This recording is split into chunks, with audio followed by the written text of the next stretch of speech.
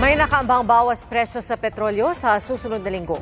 Sa taya ng Oil Industry Management Bureau ng Energy Department, hanggang piso at 20 sentimo ang posibleng tapyas sa presyo ng diesel. Batayan sa 4 na araw na trading. Sa gasolina naman, maaaring may bawas presyo na hanggang piso at 70 sentimo kada litro. Ganyan din po projection para sa presyo ng kerosene. At kabilang sa dahilan ng rollback ang pagdami ng stockpile ng crudo ng Amerika at plano ng Organization of the Petroleum Exporting Countries o OPEC Plus na magtaas ng output sa Abril. May epekto rin daw ang taripa ng Amerika sa mga produkto mula Canada, China at Mexico.